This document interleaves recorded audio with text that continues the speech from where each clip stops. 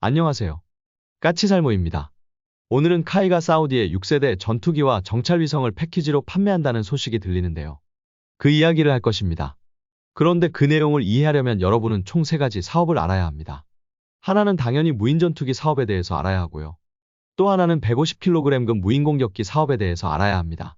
그리고 마지막으로 이건 꼭 알아야 하는 건 아닌데요. 이 사업들과 연관되어서 한국형합의 개발 사업에 대해서 알아야 합니다. 그런데 여러분은 왜 이것들을 알아야지 사우디에 대한 카이의 6세대 전투기 공급 계획을 알 수 있다는 건지 이해가 안 될 겁니다. 왜 그런지는 제가 설명해 드릴 것이고요. 그 전에 앞서서 오늘도 또 하나 이야기를 잠깐 하고 넘어가야 합니다. 요즘 하나 때문에 저도 정말 고민이 많습니다. 분명 하나는 우리나라에 없어서는 안 되는 중요한 방산업체입니다. 그런데 요즘 하나는 너무 많은 분란을 일으키고 있어서 보는 사람 모두가 눈살을 찌푸리고 있는 상태입니다. 그래서 오히려 저는 요즘은 한화가 하도 많은 사람들에게 욕을 먹고 있기 때문에 반대로 두둔해주고 싶은 심정입니다. 그런데 계속 한화와 관련한 소식은 나쁜 소식만 나와서 두둔도 못해주고 있었는데요. 그나마 이번에는 좀 좋은 소식이 나와서 좋은 소식을 전할 수 있을 것 같습니다. 이번에 하나오션이 드디어 미국의 군함에 대한 MRO 사업을 수주했다고 합니다. 이번에 하나오션은 미국 7함대 소속의 4만톤급 군수지원함에 대한 MRO 사업을 수주했습니다. 이번 사업은 미국이 아시아 조선소에 대한 MRO 시범 사업으로 이루어지는 것으로 미국 정부와 우리나라 정부의 긴밀한 협조하에 수주하게 되었고요. 그래서 이 배는 한화의 거제조선소에 입항해서 수리 및 창정비를 받게 됩니다. 물론 이번 사업은 군수지원함 한 척에 대한 사업이기 때문에 사업 규모는 크지 않다고 합니다. 그러나 미국 군함의 MRO 규모가 연간 20조 원에 달하기 때문에 앞으로 미국 군함에 대한 MRO 사업은 우리나라 조선업계에게는 상당히 큰 시장이 새로 열리는 거라고 할 수 있습니다. 물론 우리가 외국 군함에 대한 MRO를 처음 하는 건 아닙니다. 당장 제가 아는 것만 해도 우리나라는 우리가 건조해서 판매한 필리핀의 호세리잘급에 대한 MRO를 이미 실시한 적이 있습니다. 그렇기에 MRO 사업 자체가 처음은 아닙니다. 그러나 지금까지 우리 조선소들의 MRO 사업 규모는 그리 크지 않았던 것으로 알고 있습니다. 그런데 이번 미국 군함에 대한 MRO 사업을 시작으로 해서 우리 조선소들은 좀 더 적극적으로 MRO 시장에 진출할 생각이라고 합니다. 그래서 미국뿐만 아니라 다른 나라의 함선에 대한 MRO 사업에도 좀 더 적극적으로 도전할 생각이라고 합니다. 그럼 이번 사업에서 현대는 어떻게 된 것이냐? 한화와 경쟁에서 떨어진 것이냐라고 했을 때 이번 사업에는 현대는 참여하지 않았다고 합니다. 현대 측의 말에 따르면 올해에 이루어지는 MRO 사업들은 수익성이 크지 않기 때문에 올해에는 미국의 MRO 사업에 도전할 계획이 없다고 합니다. 그래서 현대는 이번 사업에는 참여하지 않았습니다. 아무튼 어찌되었든 오랜만에 한화에 대해서 기쁜 소식을 전할 수 있어서 다행이긴 한데요. 그러나 여전히 한화는 방산업계에서는 싸움닭입니다. 이번에는 정확히는 방산업계는 아니고요. 정확히 이번에 한화가 싸우는 상대는 항우연입니다. 여러분도 알겠지만 항우연은 국산 액체 발사체인 누리호를 개발했습니다. 그러나 당연하지만 앞으로 계속 누리호를 항우연에서 만들지는 않고요. 당연히 이 기술을 민간 업체에 이양해서 앞으로는 민간업체에서 누리호를 제작하게 됩니다. 그래서 누리호의 기술 이전 사업자로 한화에어로스페이스가 선정되었는데요. 항우연에서 한화로 누리호 기술을 이전하면서 또 싸움이 났습니다. 누리호를 개발하는 데는 자그마치 2조 원 정도가 들었다고 합니다. 그런데 이 기술을 민간에 이전하는 방식이 상당히 이상하더군요. 결론은 누리호 기술을 이전받을 기업을 선정하고 나서 그 기업에게 기술을 이전받게 하기 위해서 오히려 나라에서 돈을 줍니다. 누리호 기술을 이전받으라고 한화에어로스페이스에 대략 3천억 정도의 사업비를 준 걸로 아는데요. 그럼 한화는 이 돈으로 항우연에게 기술 이전비를 지급하고 누리호의 기술을 이전받아 가게 됩니다. 그런데 한화가 누리호 기술 이전비를 가지고 지금 항우연과 싸우고 있습니다. 웃기는 건 정부에게서 누리호 기술을 이전받으라고 3천억을 받았는데 한화오션은 항우연에게 이보다 더 작은 비용을 지급하겠다고 주장을 하고 있다고 합니다. 한마디로 기술은 기술대로 이전받고 정부에서 받은 비용은 비용대로 남겨 먹겠다고 하는 겁니다. 그래서 지금 한화는 항우연하고도 싸우고 있습니다. 저는 솔직히 액체 발사체 개발 자체를 반대하는 사람입니다. 그래서 누리호에는 관심도 없는 사람이고요. 그리고 항우연도 좋아하지 않습니다. 왜냐하면 항우연에서 우리의 고체 발사체 개발을 반대하고 있기 때문에 항우연을 좋아하지 않습니다. 그런데 그런 입장에서도 한화의 행동은 도저히 두둔해 줄 수가 없습니다. 이러니 한화라는 기업에 대해서 저는 상당히 복잡한 심경일 수밖에는 없습니다. 분명 한화라는 기업은 우리나라 최대의 방산기업이고 그리고 가장 적극적인 투자를 하고 가장 많은 성과를 내는 기업입니다. 그렇기에 절대로 없어져서는 안 되는 기업이고요. 그런데 지금 한화가 우리나라 방산 분야에서 하는 행동은 너무 심하게 거칩니다. 왜 한화는 하는 사업마다 말썽이고 하는 사업마다 싸움을 하는 건지 도저히 이해가 안 갑니다. 오늘도 하나를 두둔해주는 데는 실패한 것 같네요. 그러나 분명한 건 그럼에도 한화라는 기업은 우리나라 방산에는 꼭 필요하다는 점입니다. 그렇기에 제발 한화가 더 이상 분란을 일으키지 말아줬으면 좋겠습니다. 그럼 제가 처음에 이야기한 것처럼 카이가 사우디의 6세대 전투기와 정찰 위성을 패키지로 판매한다는 문제에 대해서 이야기해보도록 하겠습니다. 여러분도 아마 이 소식은 다들 들어보셨을 겁니다. 물론 기사로는 최근 몇 달 사이에 나온 기사이지만 방산업계에서는 2023년 중반부터 나오던 이야기입니다. 그래서 어느 정도는 근거가 있는 이야기입니다. 그런데 문제는 우리나라는 지금 6세대 전투기를 개발할 계획이 아직 없습니다. 물론 정찰 위성을 판매한다는 건 가능합니다. 실제로 카이는 한화와 함께 425 사업에 정찰 위성을 개발했고 한화가 주로 센서 등을 개발했다면 카이는 위성 본체를 개발했기 때문에 카이의 위성 본체에 사우디가 선정한 정찰 장비를 탑재하면 충분히 사우디에 정찰 위성을 공급하는 게 가능합니다. 그렇기에 위성을 공급한다는 건 말이 됩니다.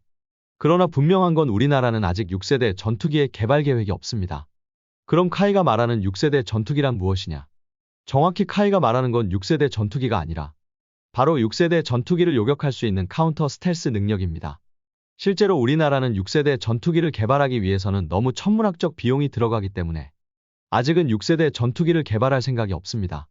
물론 KF-21 블록3의 6세대 전투기에 준하는 기술을 대거 포함할 거지만 그렇다고 해도 KF-21 블록3가 6세대 전투기는 될 수 없습니다. 그 대신 우리나라가 기획하는 게 바로 6세대 전투기를 잡는 카운터 스텔스 능력입니다.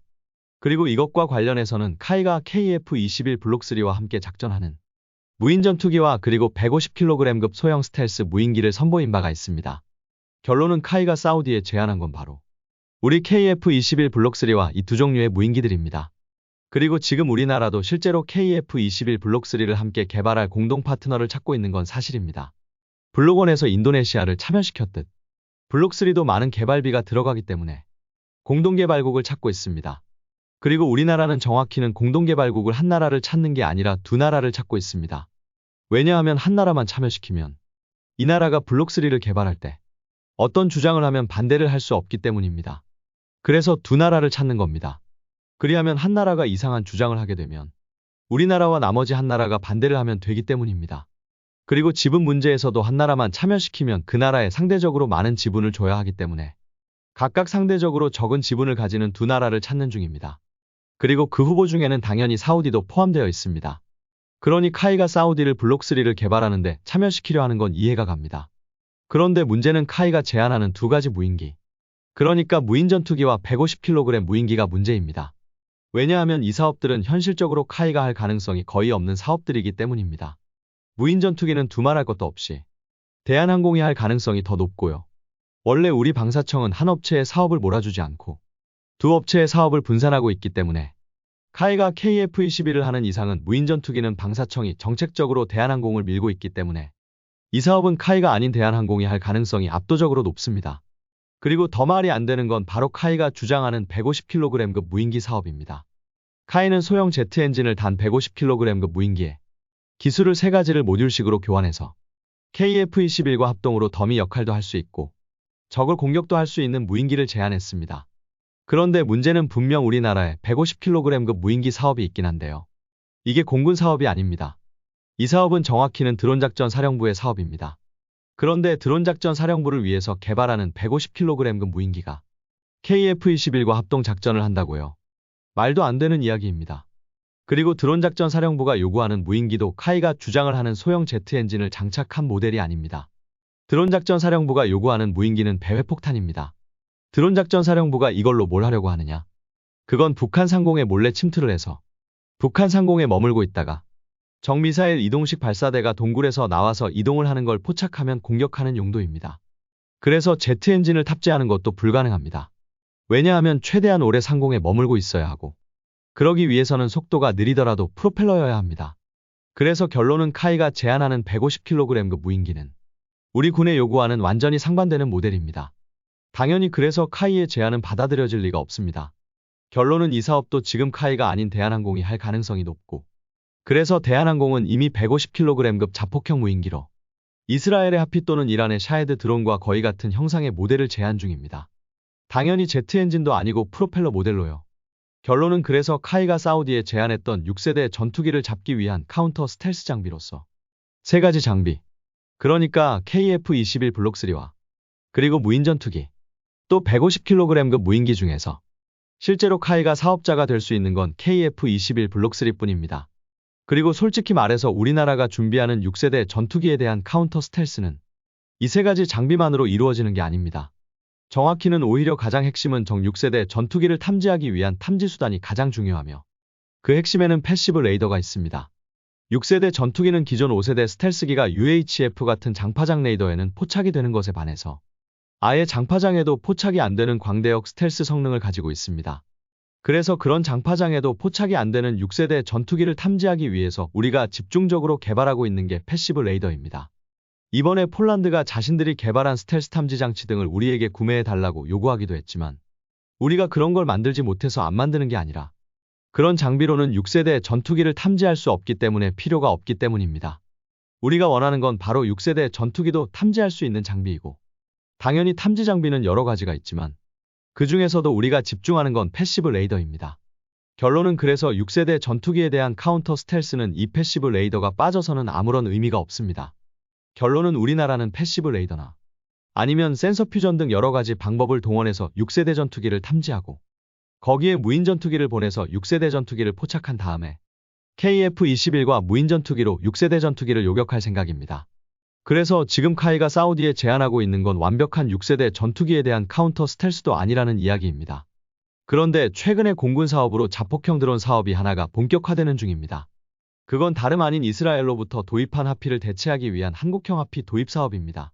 하피는 현재 제8전투비행단 예하 전자전투대대에서 운용하고 있습니다. 그래서 이 사업은 공군 사업입니다. 그러나 당연하지만 하피가 뭔지 여러분도 잘 아실 겁니다. 이 무인기는 프로펠러로 천천히 움직이면서 적 레이더를 찾아서 공격하는 무인기입니다. 그리고 지금 하피가 우리나라 공군에서는 2029년까지만 운용될 계획이기 때문에 상대적으로 한국형 하피는 빠른 시간에 등장할 것입니다. 그래서 공군 사업 중에 굳이 비슷한 사업을 찾자면 바로 이 한국형 하피 개발 사업이긴 한데 그러나 분명한 건 지금의 하피가 2029년까지만 운용될 것이기 때문에 카이가 주장하는 것처럼 제트 엔진을 탑재한 파격적인 모델을 개발할 시간은 없습니다. 그래서 이 한국형 하피도 기존 하피처럼 프로펠러 방식의 무인기가 될 거라고 봅니다. 거의 드론작전 사령부의 150kg 무인기의 기체를 그대로 쓸 거라고 봅니다. 150kg 무인기의 센서만 교체해서 개발하게 될 거라고 봅니다. 그래서 결론은 카이의 150kg급 제트 무인기는 지금 우리나라에서는 설 자리가 없습니다. 물론 카이의 제안이 나쁘다고는 보지 않습니다. 저도 그런 소형 제트 엔진이 탑재된 소형 무인기를 개발할 필요성이 있다고 봅니다. 그러나 보시는 것처럼 현재 우리 정부의 계획에는 그런 계획이 전혀 없습니다. 분명한 건 앞으로 6세대 전투기가 개발된다고 해도 모든 나라들이 6세대 전투기를 가질 수는 없습니다. 결론은 6세대 전투기는 일부 선진국들만 보유하게 될 것입니다. 그렇기에 6세대 전투기를 가지지 못하는 나라들이 더 많을 것이고 그래서 많은 나라들이 6세대 전투기를 잡을 방법을 원할 것입니다. 그래서 저는 6세대 전투기가 나온 다음에도 우리의 KF-21은 잘 팔릴 거라고 생각을 하고 더욱이 6세대 전투기를 잡기 위한 카운터 스텔스 장비도 잘 팔릴 거라고 생각을 합니다. 그런데 그건 절대로 카이라는 일개 회사 혼자서 할 수 있는 게 아닙니다. 결론은 나라 전체 그리고 우리나라의 여러 방산업체들이 힘을 합쳐서 완성해 가야 할 과제입니다. 그렇기에 카이가 대체 뭘 사우디에 제안하는 건지를 모르겠습니다. 솔직히 말해서 아무리 사우디가 돈이 많다고 해도 절대로 사우디 혼자 돈을 대서 6세대 전투기를 개발할 수는 없습니다. 지금 전 세계에서 6세대 전투기를 단독으로 개발 중인 나라는 미국뿐입니다. 나머지 6세대 전투기들은 너무 많은 비용이 들기 때문에 여러 나라들이 합동으로 개발 중이고 그래서 사업이 다들 산으로 가고 있는 중입니다. 심지어는 미국의 6세대 전투기 개발 사업도 순탄하지 않고요. 그렇기에 아무리 사우디가 돈이 많다고 해도 이걸 카이와 손을 잡고 단독으로 개발한다는 건 있을 수도 없는 일입니다. 분명한 건 사우디는 스텔스기를 강력히 원하고 있고 그래서 우리 KF-21 블록3 사업에 참여할 가능성이 높은 건 분명하나 그건 어디까지나 KF-21 블록3 사업이지 이게 6세대 전투기를 개발하기 위한 사업도 아니고 그리고 결코 단독으로 6세대 전투기를 잡는 카운터 스텔스기도 아닙니다. 그러나 확실한 건 카이와 사우디가 협상의 타결을 보고 사업이 본격화된다고 해도 우리는 알 수 없을 것입니다. 왜냐하면 사우디는 언제나 무기 구매 등을 비밀로 붙이기 때문입니다. 그래서 실제로 카이와 협상이 타결된다고 해도 카이는 절대로 그 소식을 우리에게 알리지는 못할 것입니다. 그러니 당연히 그 내용을 알 수 있을 리는 더 없고요. 그래서 정확히는 어떤 협상이 어떻게 이루어지는지는 알 수가 없습니다.